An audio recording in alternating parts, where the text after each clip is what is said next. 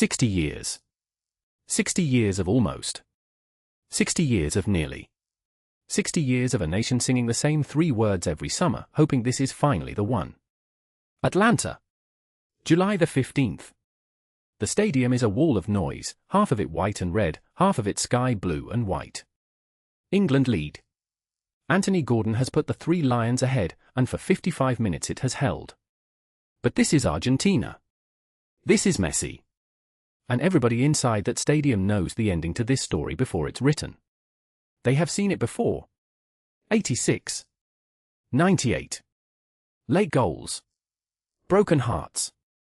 History repeating itself in navy blue. The clock ticks into stoppage time.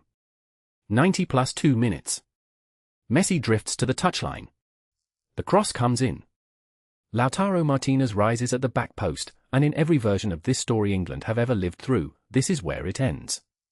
This is where the dream dies again. But what if it hadn't? What if John Stones got there first? What if the header never found its target, and the whistle went, and England were still standing? They were. Full time. England 1, Argentina 0. And Atlanta Stadium detonates. Players collapse to the grass, not from exhaustion, but from disbelief. Jude Bellingham screams into the sky. Declan Rice is on his knees, fists driven into the turf.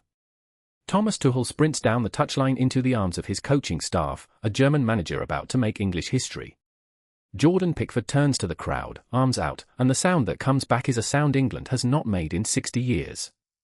Because England are in the World Cup final. And on the other side of that same pitch, Lionel Messi stands completely still. He does not celebrate. There is nothing to celebrate. He looks up at the stoppage time clock as if it betrayed him, as if the 2 minutes ran out 1 moment too soon. This is his last World Cup. Everyone knows it. He came to Atlanta to write the final chapter of the greatest story football has ever told, and instead the story simply stops. No final. No send-off. No trophy to lift in front of the world one last time. Just a long, silent walk down the tunnel, and a stadium in Georgia that will forever be remembered, in Argentina, as the night it ended too soon.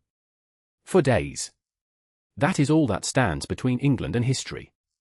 For days, and one final, at MetLife Stadium, against Spain. The build-up consumes the country. Newspapers that spent a week debating team selection now debate nothing but the date, July the 19th, 1966 written next to it in every headline, as if the whole nation is holding its breath in unison. Harry Kane trains in New Jersey heat with a look on his face that his teammates have never quite seen before. This is his last World Cup too. He knows it. Everyone around him knows it. And he is not going to let this one slip through his fingers. Sunday arrives. MetLife Stadium fills long before kickoff, red and white pouring in from every gate, drowning out the smaller pockets of Spanish red and gold. 90 minutes stand between a nation and the one thing it has wanted for 60 years.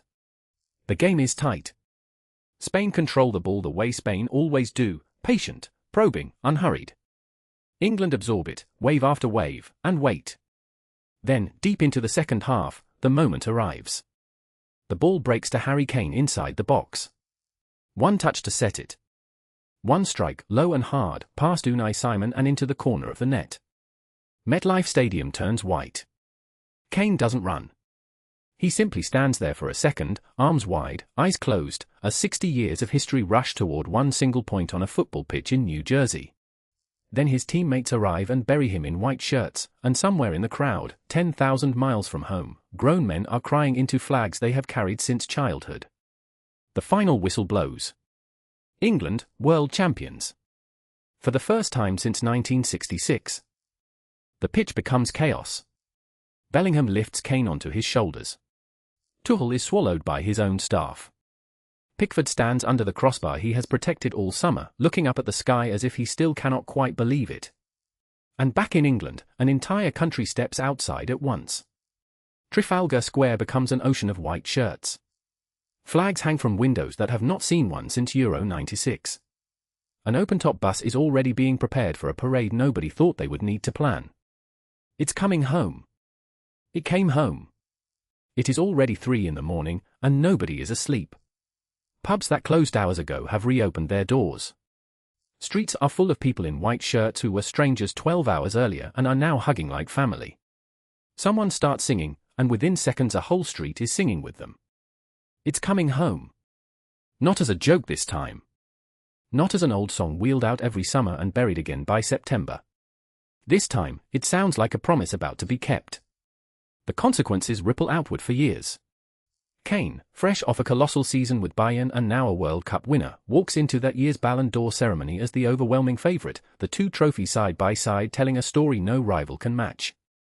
Split the season and you see it clearly, the Bundesliga top scorer in a Bayern shirt in springtime, and then, months later, a world champion in an England shirt lifting the biggest trophy in the sport.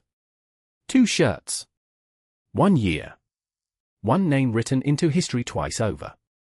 For Spain, a golden generation, Yamal, Rodri, Olmo, Cubarsí, walks away without the trophy many believed was already theirs, a final chapter still unwritten. For Argentina, the questions linger long after the plane home, about a story that stopped 2 minutes too soon, about a goodbye that never happened the way it should have. But in England, the 60-year number is finally retired. A new generation of children will grow up never knowing what it felt like to wait that long, because for them, football didn't come close. It came home. 60 years of almost. One summer, in Atlanta and New Jersey, when almost finally became everything. If you enjoyed this What If, there's a whole series of them waiting for you, go check out the channel for more. And if you want to see more of these, hit like, subscribe, and I'll see you in the next one.